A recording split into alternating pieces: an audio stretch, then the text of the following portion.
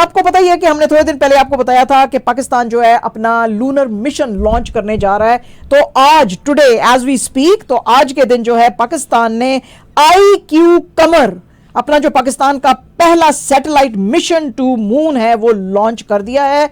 और ये जो लॉन्च था ये कैरी आउट किया गया था from China's long March 5 rocket. और इसमें जो था ये जो स्टेशन यूज किया था ये चैंग E6 यूज किया गया था एट वेनचैंग स्पेस लॉन्च साइट इन हनीन प्रोविंस, वहां से ये इन्होंने किया है। और ये जो लॉन्च था ये लाइव टेलीकास्ट पाकिस्तान और चाइना दोनों में किया गया था। प्राइम मिनिस्टर शहबाज शरीफ साहब ने इसके ऊपर साइंटिस्ट और जो कौम है उसको बहुत ज्यादा मुबारकबाद दी है, क्योंकि ये पाकिस्तान का पहला जो है लूनर ऑर्बिट मिशन है। और उन्होंने कहा जी कि पाकिस्तान ने अब स्पेस में भी कदम रख दिया है। तो मैं बहुत मुबारकबाद देता हूं साइंटिस्ट, इंजीनियर्स और स्किल्ड वर्कर्स को, जिन्होंने कि अपना जो है स्किल और मेटल अपनी प्रूव की है। मैं इनको बहुत ज्यादा ट्रिब्यूट पेश करता हूं। जो इंस्टीट्यूट ऑफ स्पेस टेक है IST, इंक्लूडिंग इनके जो हेड हैं डॉक्टर खुरम खुर्शीद और ऑल स्पार्को की टीम और स्टूडेंट्स जिन्होंने कि इसके अंदर पार्टिसिपेट किया और काम किया। डॉक्टर खुर्शीद ने इसके ऊपर बात करते हुए कहा जी कि हमारी जो सैटेलाइट मिशन है वो लूनर ऑर्बिट में 5 दिन में पहुंच जाएगी और फिर ये मून को सर्कल करेगी 3 से 6 महीने, वहां पे पिक्चर्स लेगी मून के सरफेस के और ये सारा कुछ वापस लेकर आएगी। ये जो तैयार किया गया है IQ कमर, इसको डेवलप किया है IST यानी कि जो इंस्टीट्यूट ऑफ स्पेस टेक्नोलॉजी है उसने, in collaboration with Shanghai university and Pakistan space agency Sparco.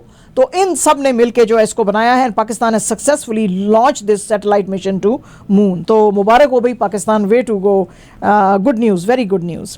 Farmer defence secretary जो हैं lieutenant general retired Naeem Lodhi साहब, उनकी लगता है बातें शायद मिलिट्री इस्टेब्लिशमेंट तक पहुंचने लगी हैं, क्योंकि उन्होंने एक प्रपोजल दिया है जो इंस्टीट्यूशनल पॉलिटिकल रिकंसिलिएशन का है। वो कहते हैं जी कि ये जो आपके बीच में मार कुटाई और ये जो मारा मारी जो वर्ड्स के यानी कि थ्रू चल रही है और एक दूसरे को आप खींच रहे हैं, इस सब को छोड़ के ये जो इस मुल्क की खातर और इस मुल्क के गरीब लोगों की खातर आप सबको मिलकर बैठना पड़ेगा।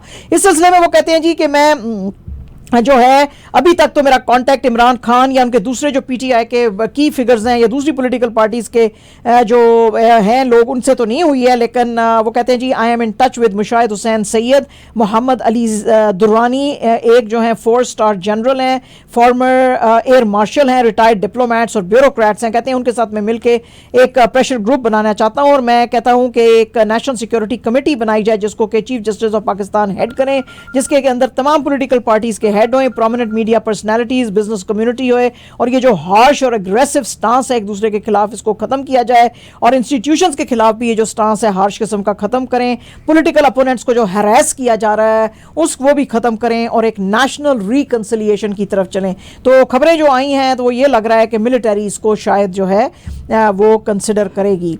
और मिलिट्री इसलिए भी कंसिडर करेगी कि आपको पता ही है कि थोड़े दिन पहले ये भी अभी खबर आई थी, जब ये खबरें तेज होने लगी कि शायद इमरान खान साहब को जेल में मार दिया जाएगा, तो अमेरिका की तरफ से बड़ा ही सख्त किस्म का एक ऑर्डर आया था। हालांकि अमेरिका ही एलिजिडली हटाने में इमरान खान साहब को पेश था, लेकिन फिर भी अभी की जो खबर आई थी कुछ दिन पहले की कि अमेरिका ने बड़ा सख्त किस्म का जो है वो कहा था, वार्निंग दी थी पाकिस्तान इस्टेब्लिशमेंट को कि इमरान खान को छेड़ना नहीं है। वो जाहिर है कि अब उनको भी नजर आ रहा है कि हमने हर तरह का काम कर लिया है, उसको हटवा दिया है, उसको जेल में डाला हुआ है, उसकी पार्टी का सिंबल ले लिया है, उसको जो है उसके इंट्रा पार्टी इलेक्शंस नहीं हम मान रहे, फिर भी भारी अक्सरियत में PTI जीती थी। चाहे आप माने उसको चाहे ना माने, चाहे आपने उनकी 180 सीट्स चोरी की हैं कि नहीं की हैं, बहरहाल जीते वही थे। जो जीते हैं उनको भी पता है, उनकी शक्लें आप आजकल देख लें, जब पार्लियामेंट में बैठे होते हैं कैसे अफसुर्दा बैठे होते हैं। जो आदमी जीत से आता है उसकी जीत की शक्ल ही और होती है। इनकी जरा शक्लें आप देखें जो बैठे हैं, अंदर से जाहिर है कि अगर कोई 2 पैसे का ज़मीर जिंदा इनमें रह गया तो वो मलाल तो जरूर करता होगा कि भाई शर्म करो, हारे हो तुसी, दूसरे दे वोट दे आके थे बैठे हो पार्लियामेंट दे विच, मतलब किस मुंह नाल बैठे हो। तो अभी अमेरिका को भी समझ आ गई है कि भाई इस आदमी को मारना जो है वो ठीक नहीं है। यानी एक काम तो उसने ज़रूर किया ना इमरान खान ने, चाहे आप उसको और उसकी कोई बात ना माने, कि एक तो उसने स्टेटस को तोड़ा है और नाले उसने इन सारों को बिल्कुल पूरी तरह से एक्सपोज कर दिया जो ये चीज़ें थे। तो ये तो उसका कमाल है। और फिर पूरी कौम को एक पार्टी के, जो आप कहते थे जी वो एक बड़ी पार्टी PMLN ही है, सारी पाकिस्तान की नेशनल पार्टी है। नंबर 2 पे आप कहते थे चलो जी पीपल्स पार्टी आती है। इस वक्त पाकिस्तान की नंबर 1 पार्टी जो है, जो आपने कहना है आप कह लें कि जी हम बैठे हुए हैं गवर्नमेंट में, बैठे हैं जैसे भी यहाँ पे, पीटीआई जो है इस वक्त मुल्क की सबसे बड़ी पार्टी है। आप आज नहीं, 6 महीने बाद नहीं, साल के बाद नहीं, आप इलेक्शन जब भी कराएंगे वही जीतेंगे। चाहे वो डिलीवर कर सकते हैं कि नहीं, वो दैट इज समथिंग एल्स। जाहिर है कि उनके रास्ते में रोड़े तो अटकाए जाएंगे कि वो डिलीवर ना करें, और बताया जाएगा फिर कौम को, जी देखो ये फेल हो गए हैं। लेकिन सच यही है कि वो सबसे बड़ी पार्टी है। तो बहरहाल जी, ये लोधी साहब जो हैं, इन्होंने कहा जी कि सारे मिल के बैठो, आपस में बात करो और इस गवर्नमेंट को एटलीस्ट कुछ अरसा चलने दो, और फिर आप जो है रिजल्ट्स देखो। इस्लामाबाद हाई कोर्ट के जो चीफ के जो जस्टिस हैं बाबर सत्तार साहब, उनके पास एक जो है पिटीशन लेकर आई थी इंटेलिजेंस ब्यूरो वाले, उसको इन्होंने डिसमिस किया, जिसमें कि उन्होंने कहा था जी कि हमारा जो ये ऑब्जेक्शन है ऑन बेंच, इसको विड्रॉ किया जाए regarding audio leaks case. IB जो था उसने आज कोर्ट के अंदर कहा जी कि उस वक्त ये बात कही जिस वक्त कोर्ट ने जो दूसरे 3 अदर जो गवर्नमेंट के जो डिपार्टमेंट्स हैं, जैसे कि पाकिस्तान टेलीकम्युनिकेशंस, एफआईए और पेमरा, उनको जो है 500,000 के फाइन्स किए थे। आईबी को तो अभी तक फाइन नहीं किया था, लेकिन उन्होंने जो है इसके ऊपर जो है वो ऑब्जेक्शन जो है उसको कहा जी कि हम बाबर सत्तार साहब ने कि मैं इसको डिसमिस करता हूं, क्योंकि बाबर सत्तार साहब आज काफ़ी गुस्से में नजर आए। उन्होंने कहा जी ये जो आज आए हुए थे असिस्टेंट एजी जो आए हुए थे आईबी के, उन्होंने भी ये कहा जी कि ये विड्रॉ करना चाहते हैं आईबी वाले अपनी प्ली जो है। तो उन्होंने कहा जी पिटीशन जो है मैंने ऑलरेडी डिसमिस कर दी है, और डिसमिसल ऑर्डर जो है उसका आप वेट करें, और आपको जो है अगर आपने उसका ना किया और आपने ज्यादा मतलब है कोर्ट के साथ बहस की, तो आपको कंटेम्प्ट ऑफ कोर्ट जो है आपके खिलाफ भी लिया जा सकता है। ये जो आईबी के डीजी थे तारिक महमूद साहब, वो भी वहां पे उनको भी बुलाया गया है नेक्स्ट हियरिंग में, और उनको कहा है ये जो सारी ऑडियो केस लीक्स का केस था, ये इन्वॉल्व करता है former chief justice of Pakistan Saqib Nisar के बेटे, जो उनकी जो बातचीत चल रही थी बुशरा बीबी के साथ। तो ये वो सारा केस था जिसकी क्या सुनवाई हो रही थी और ये सारी जो है बहस हो रही थी। पाकिस्तान के लिए गुड न्यूज़ आप कह सकते हैं, या जैसी भी न्यूज़ आप इसको मानना चाहते हैं आप मान लें। 50 मेंबर बिजनेस डेलीगेशन जो सऊदी अरेबिया का है, जो सऊदी जो बिजनेसमैन है 50 का डेलीगेशन लेके वो पाकिस्तान के अंदर आएंगे मई 6 से 7 में, और वो कहते हैं जी कि पाकिस्तान गवर्नमेंट के साथ हम डिफरेंट जो सेक्टर्स है उसकी डेवलपमेंट के लिए हम बात करेंगे, जिसमें ट्रेड और इन्वेस्टमेंट और जॉइंट वेंचर्स जो है वो सारी बात शामिल रहेगी। प्राइम मिनिस्टर शहबाज शरीफ साहब ने कहा है कि एक 16 मेंबर स्टीयरिंग कमेटी इसमें बनाने की जरूरत है, जिसमें कि मिनिस्ट्री ऑफ पेट्रोलियम और SIFC और फॉरेन अफेयर्स और industries and productions and power and privatisation, IT, इन सब के जो रिप्रेजेंटेटिव्स हैं वो इसके अंदर होने चाहिए, और वही सऊदी बिजनेसमैन जो हैं उनके साथ बैठेंगे, जो कि एक ऑफिशियल डेलीगेशन लेके पाकिस्तान में आ रहे हैं ताकि यहाँ पे इन्वेस्टमेंट की बात जो है वो की जा सके। तो ये जो इन्वेस्टमेंट करना चाहते हैं, ये एक तो करना चाहते हैं गवर्नमेंट टू बिजनेस, एक गवर्नमेंट टू गवर्नमेंट, और एक जो है बिजनेस टू बिजनेस भी करना चाहते हैं, B2B भी इन्वेस्टमेंट्स करना चाहते हैं। तो अब पता चलेगा आने वाले दिनों में कि वो इन्वेस्टमेंट्स आई भी हैं कि नहीं आई हैं।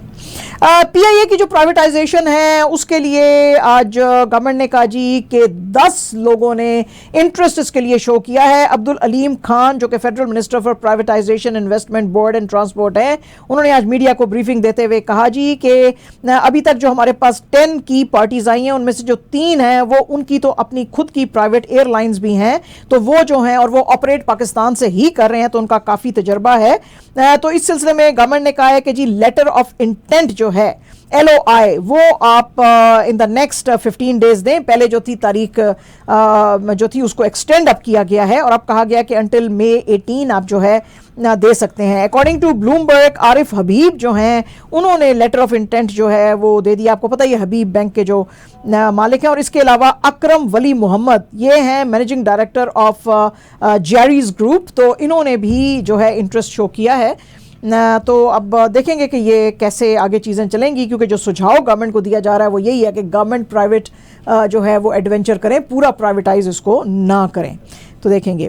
और वही जैसे मैंने आपको कल भी बताया था कि जी अमेरिका का जो है अब रोमांस शुरू हो गया पाकिस्तान के साथ, तो वो जो ब्रोमांस शुरू हुआ है उसके अंदर आज अमेरिका ने फिर से कहा है जी कि हम पाकिस्तान को हर तरह की सपोर्ट देंगे। US स्टेट डिपार्टमेंट के स्पोक्स पर्सन मैथ्यू मिलर साहब जो हैं उन्होंने कहा जी कि हम पाकिस्तान को हर तरह की सपोर्ट देंगे टू स्टेबलाइज इट्स इकोनॉमी, और जाहिर है कि उन्होंने कहा जी कि हमने ये भी हेल्प की थी इनको कि IMF की डील लें और अपना जो बर्डन मैनेज करें, तो हम इनके साथ खड़े हुए हैं। आईएमएफ ने अप्रैल 30 को, आपको पता ही है, हमने आपको बताया था कि जो लास्ट ट्रांशे ऑफ 1.1 बिलियन डॉलर्स की जो थी under 3 billion stand by arrangement वो पाकिस्तान को दी थी।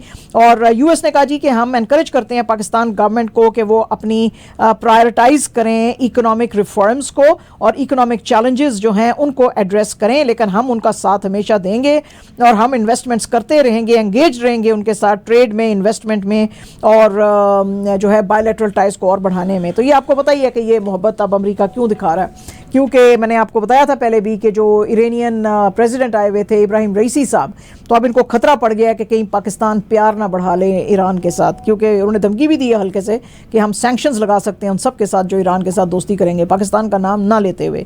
मगर अब खतरा ये, इसीलिए बड़ा आजकल प्यार फिर से अमेरिका जो है पाकिस्तान को दिखाना शुरू कर दिया। अच्छा जी, हामिद मीर साहब जो हैं आपको पता ही है बड़ा पॉपुलर जियो पे प्रोग्राम चलाते हैं, कैपिटल टॉक, 57 ईयर्स उनकी एज है। आज जो है उन्होंने गवर्नमेंट को बताया है कि उनको बेशुमार डेथ थ्रेट्स भी आ रहे हैं सोशल मीडिया पे और उनकी लाइफ जो है इन डेंजर है। कमेटी टू प्रोटेक्ट जर्नलिस्ट, एक यूएस बेस्ड जो एनजीओ है सीपीजे, उसने आज पाकिस्तानी अथॉरिटीज को कहा है कि ये जो बार बार इसको थ्रेट्स दिए जा रहे हैं इसको सीरियस लेने की कोशिश करें आप, और जो कोई भी गवर्नमेंट के खिलाफ बोल रहा है उसके लिए स्पेस जो है पाकिस्तान में अब कम की जा रही है, तो इसके ऊपर देखने की जरूरत है। आपको पता ही है कि हामिद मीर के ऊपर पहले भी 2 दफा जो है वो असैसिनेशन के अटेम्प्ट्स हो चुके हैं। एक दफा 2014 पे इसके ऊपर गोली इन पे चलाई थी और 2012 में इनके जो ड्राइवर था उन्होंने गाड़ी के नीचे एक्सप्लोजिव्स जो थे वो फाइंड आउट किए थे। इसके अलावा जो 3 लोग हैं इंक्लूडिंग जर्नलिस्ट मोहम्मद सादिक मैंगल, इनको आज खुजदार के अंदर एक ब्लास्ट में मारा गया है। पुलिस का कहना है कि मैंगल साहब ही जो थे वो टारगेट थे। मैंगल साहब जो है प्रेसिडेंट हैं खुजदार प्रेस क्लब के थे और यूनिवर्सिटी से अपने घर की तरफ जा रहे थे जब टेररिस्टों ने जो है इनको उड़ाया है। तो उसी सिलसिले में आज एक थ्रेटनिंग कॉल हामिद मीर साहब को भी आई है। तो यही जो है इसके ऊपर बड़ा आज बुरा मनाया है बाकी भी जो जर्नलिस्ट ऑर्गेनाइजेशंस हैं कि भाई ये पाकिस्तान के अंदर फ्री प्रेस जो है उसकी आवाज़ को क्यों बंद किया जा रहा है। और ये बड़ी इनकी गलती होती है उन कंट्रीज़ की जहाँ पे के प्रेस का गला घोंट दिया जाता है, क्योंकि प्रेस जो होता है, मीडिया जो होता है, वो एक पिलर होता है स्टेट का और उसकी आज़ादी होनी चाहिए। जैसे कि जुडिशरी आज़ाद होनी चाहिए वैसे प्रेस भी आज़ाद होना चाहिए, क्योंकि आपको फिर अपनी गलतियों का पता नहीं चलता है। लेकिन जाहिर है कि हम भी मीडिया से हैं, हम भी कहते हैं कि जी मीडिया की भी कुछ लिमिट्स होनी चाहिए, रिस्पॉन्सिबल रिपोर्टिंग करें, बिला वजह बतंगड़ ना बनाएं चीज़ों का और बिला वजह जो है सेंसेशनलिज्म पैदा ना करें। लेकिन जाहिर है दुनिया सारी में होती है येलो जर्नलिज्म। हम तो खैर पाकिस्तान का क्या बोलेंगे, येलो जर्नलिज्म तो सारे यूरोप में भी होती है, आपको पता ही है। बड़े बड़े टैबलॉइड्स चलते हैं, बड़ी झूठी खबरें भी वो लोग छापते हैं। तो खैर दोनों चीज़ें साथ साथ चलती हैं, लेकिन प्रेस का गला घोंटना वैसे अदरवाइज अच्छा नहीं है। और जनाब चल रही हैं हवाएं सेम हिंदुस्तान में भी, जो हम आपको रोज बताते हैं, क्योंकि अब 3rd फेज के जो इलेक्शंस हैं वो इंडिया में शुरू होने वाले हैं। तो अब लड़ाई तो कम नहीं हो सकती जब तक पूरे 7 फेजेस पूरे नहीं होंगे। हिंदुस्तान में भी लड़ाइयां चलती रहेंगी। आज जो कांग्रेस है उसने अनाउंस किया कि भाई राहुल गांधी जी जो हैं वो हमारा फेस हैं रायबरेली से।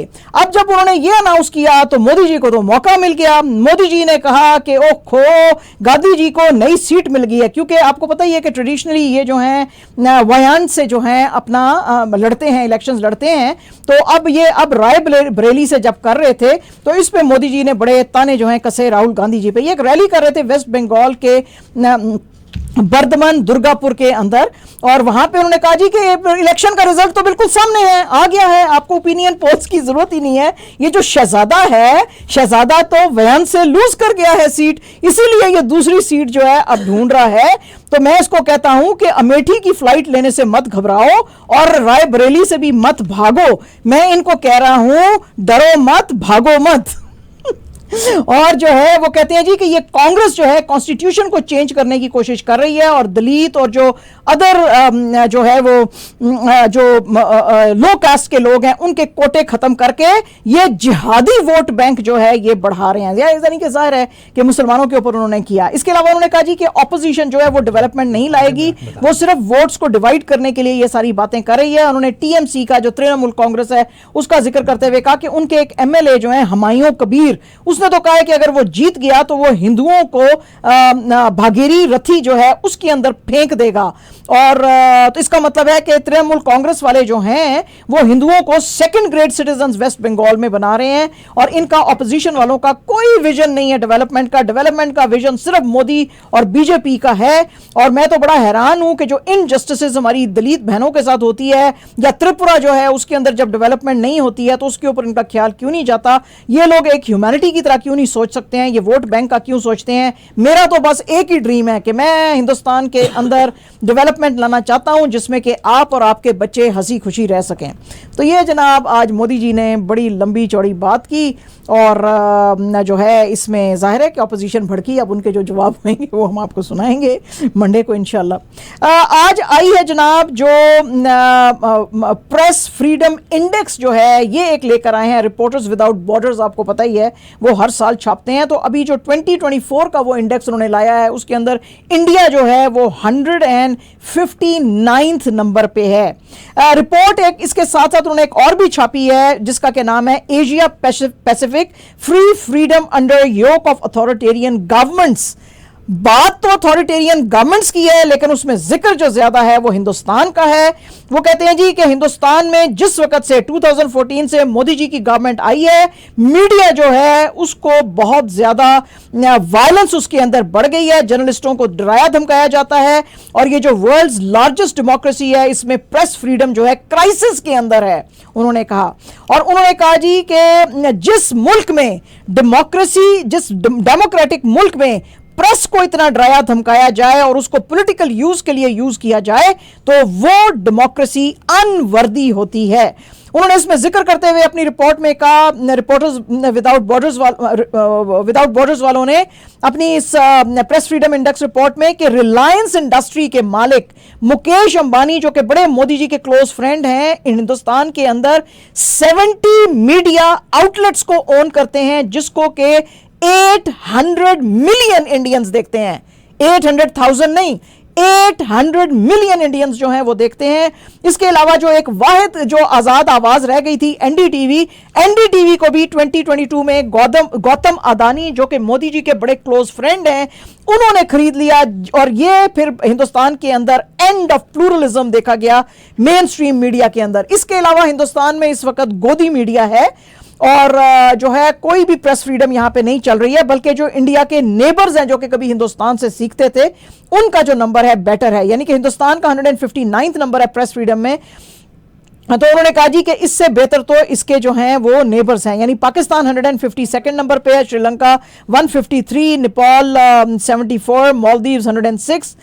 लेकिन जाहिर है कि बाकी कुछ कंट्रीज जो हैं इलाके के वो इंडिया से नीचे हैं, जैसे कि अफगानिस्तान 178 नंबर पे, बांग्लादेश 165 नंबर पे और म्यांमार 171 नंबर पे।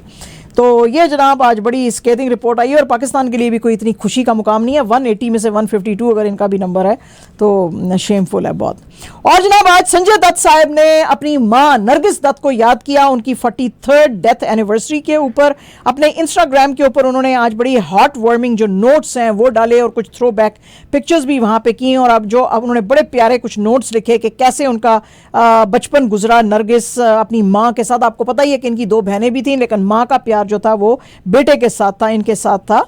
और उन्होंने कहा माँ I miss you although you are not there but your presence is felt every moment, you will be in our hearts and memories, love you माँ। तो बड़ी इन्होंने आज इमोशनल बातें लिखी, ठीक है जी। और जनाब सोनाक्षी सिन्हा जिन्होंने के सलमान खान के साथ बहुत सी फिल्मों में काम किया, जैसे कि दबंग सीरीज जो है 2010 में, और फिर दबंग 2 और दबंग 3 में, आज उन्होंने सलमान खान के बारे में बहुत सारी बातें की। उन्होंने कहा कि जी सलमान खान जो है उसमें टोटल कॉन्ट्रडिक्शंस हैं, और लेकिन उसको पता है कि उसने अपने ऑडियंस के साथ कैसे जुड़ना है, और इसके लिए बहुत ज़्यादा जो है कमिटमेंट चाहिए, और उसने क्रैक कर लिया है वो फॉर्मूला जिससे कि वो अपने ऑडियंस के साथ जुड़ सकता है। इसीलिए ऑडियंसेस उसको बड़ा प्यार करती हैं, और कहते हैं वो बड़ा ही केयर फ्री है, वो ज्यादा असूलों के साथ नहीं चलता है, वो ये नहीं करता, वो बिल्कुल केयर फ्री होकर चलता है कि अब इसका क्या होगा, उसका क्या होगा, आज मैंने साइकिल पे जाना है, आज मैंने साइकिल पे नहीं जाना, आज मैं जल्दी पहुंच पाऊंगा सेट पे, नहीं पहुंच पाऊंगा, आज मैंने देर से जाना है, आज मैंने जल्दी जाना है। लेकिन वो कहते हैं जी कि वो वही करते हैं जो उनका दिल चाहता है सलू भाई का। तो लेकिन फिर भी दुनिया उनको जो है बड़ा प्यार करती है। और उन दर्शकों के लिए जो कि अरशद वारसी को प्यार करते हैं, उनके लिए खबर है कि अक्षय कुमार और अरशद वारसी की फिल्म जॉली एलएलबी जल्द ही आने वाली है। इसके अंदर सौरभ शुक्ला भी आपको नजर आएंगे। ये आपको पता है कि जो सबसे पहली इसकी जॉली एलएलबी आई थी, जो सीरीज में जो पहली फिल्म आई थी वो थी एक कॉमेडी कोर्ट रूम ड्रामा था, और उसी को फिर उन्होंने आगे चलाया, जिसके के अंदर इनकी जो एक्टिंग्स थी सबकी बड़ी पसंद की गई, खासतौर पे अरशद की और सौरभ शुक्ला की।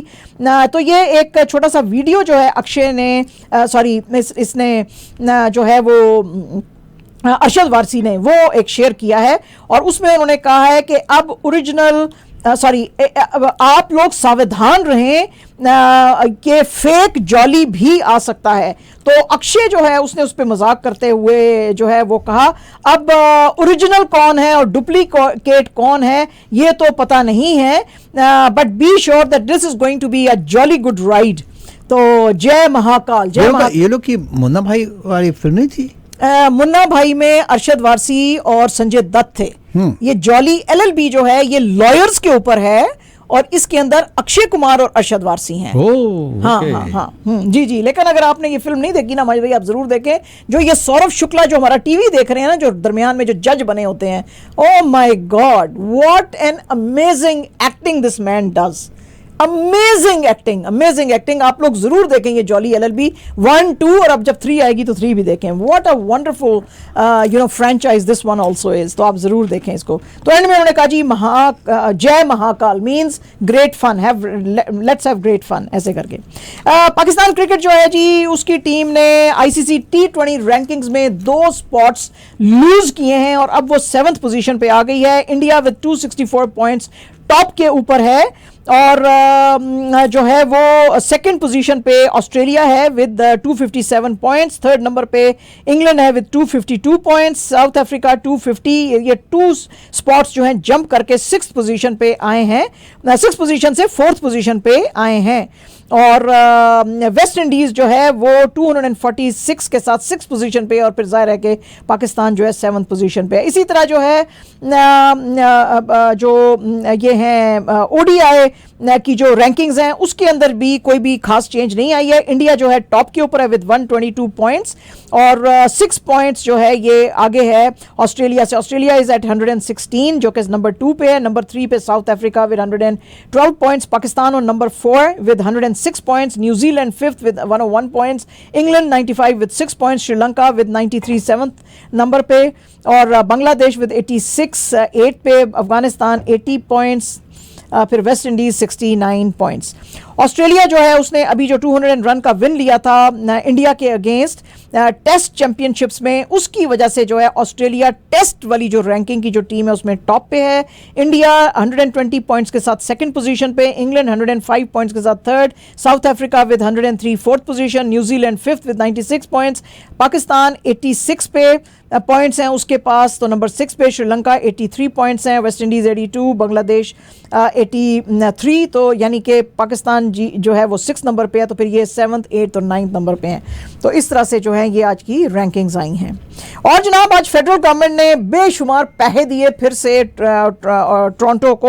$104 मिलियन जो हैं उन्होंने दिए हैं to host 2026 FIFA World Cup. Carla Qualtrough जो हैं federal minister for sports and physical activity, उन्होंने आज ये फंड्स जो हैं अनाउंस किए, और उन्होंने कहा जी ये सारे के सारे पैसे जो हैं ऑपरेशंस और कैपिटल एक्सपेंडिचर जो आएगा इसके ऊपर, मैचेस के ऊपर, उसके ऊपर ये यूज किया जाएगा। टोरंटो जो है वो 6 गेम्स वर्ल्ड कप की होस्ट करेगा, और रेस्ट ऑफ द टीम जो मैचेस हैं वो फिर वैंकूवर में होंगे, और इसके अलावा यूएसए में होंगे और मैक्सिको में होंगे। फेडरल गवर्नमेंट जो है उसने वैंकूवर के लिए 116 मिलियन जो हैं वो दिए थे, और तो ओवरऑल जो है फेडरल गवर्नमेंट अब 220 मिलियन इन मैचेस के लिए खर्च कर रही है। टोरंटो की जो एक रिपोर्ट आई थी पहले, उसने कहा था जी कि ये cost to host World Cup is going to be 380 million. उसमें से जो 80 मिलियन था वो तो ओरिजिनल एस्टीमेट था, लेकिन वो 2 साल पहले था, फिर उसके अंदर आ गई इन्फ्लेशन, और उसके अंदर जो फिर वेंडर कोड्स जो हैं वो रिवाइज हुए, सेफ्टी रिक्वायरमेंट्स बहुत बढ़ा दी गई हैं, उसके ऊपर ज़्यादा पैसे आएंगे। तो टोरंटो के साथ कंट्रीब्यूट करेगा ओंटारियो 97 मिलियन, और टोरंटो जो है वो it is going to pitch the rest of 180 million on games. लेकिन जाहिर है कि इनके रिटर्न्स जो हैं बहुत ज़्यादा हैं। और जनाब माजिद भाई को खुश करने के लिए मैंने कहा एक खबर है उनके लिए भी कर दें। विलियम नैलेंडर ने जो है ट्वाइस ही स्कोर्ड, और जोसेफ वॉल जो हैं उन्होंने भी 22 सेव्स किए जनाब, जिसकी की वजह से लीव्स जो हैं वो बॉस्टन ब्रून्स को 2-1 से हरा सकी।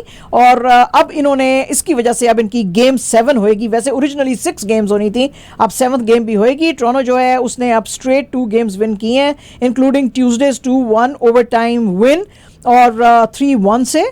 और जो अब इनका फिनाले है वो सैटरडे को होएगा इन बॉस्टन है, शायद ये बॉस्टन में खेला जाएगा ना, बॉस्टन में खेला जाएगा। और इसके अलावा जो आपके बड़े फेवरेट है मॉर्गन राइली, उसने भी बड़े तीर मारे, उसने भी जो है 2 असिस्ट जो है वो दिए थे। एंड जनाब एब्सोल्युटली अवर लास्ट न्यूज़ जो है वो वेस्ट इंडीज़ के बैटर जो हैं डेवन थॉमस, 34 ईयर्स सिर्फ इनकी एज है, लेकिन ये फंस गए हैं, इनको बैन कर दिया गया है क्रिकेट से फॉर 5 ईयर्स। 18 मंथ्स का इनको सस्पेंशन दिया गया है क्योंकि इन्होंने एडमिट कर लिया है on 7 charges including match fixing. ये सारा कुछ ये चल रहा था जो फ्रेंचाइज लीग्स हो रही थी श्रीलंका, यूएई और वेस्ट इंडीज में, उसमें इनकी जो सेंटेंस है इसको बैक डेट किया गया है टू May 23, 2023। इन्होंने अपना लास्ट मैच वेस्ट इंडीज के अगेंस्ट अगस्त 2022 में खेला था, और अब ये सिर्फ एलिजिबल होंगे खेलने के नवंबर 2026 में। आईसीसी के सामने जब ये हाजिर हुए तो उन्होंने अपने जितने भी मैच फिक्सिंग की एलिगेशंस थी उनको कबूल करते हुए कहा कि पहला मैंने किया लंका प्रीमियर लीग में, क्योंकि मुझे लग रहा था कि मेरे सिलेक्शन का तरीका ही शायद ये है, मैं जब तक ये मुझे सेलेक्ट नहीं करेंगे जब तक कि ये मैं इनकी बात नहीं मानूंगा, उसके लिए मैंने पैसे एक्सेप्ट किए थे।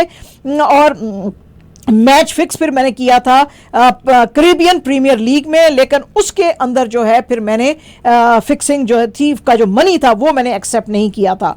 इसके अलावा उन्होंने कहा जी कि मुझे जब मैच फिक्सर्स आके मिले थे अबू धाबी T10 में, तो वो फिर पैसे मैंने लौटा दिए थे। लेकिन इनसे गलती ये हुई थी कि अगर इन्होंने कहा पूछा आईसीसी के जो है जो कोड ऑफ कंडक्ट जो इनकी है डिपार्टमेंट, उन्होंने कहा जी कि अगर तुमने नो बोल दिया था अबू धाबी में T10 के जब मैचेस हो रहे थे तो तुमने हमको रिपोर्ट क्यों नहीं किया। तो उन्होंने कहा जी ये मेरे से गलती हुई, मैं रिपोर्ट नहीं कर सका।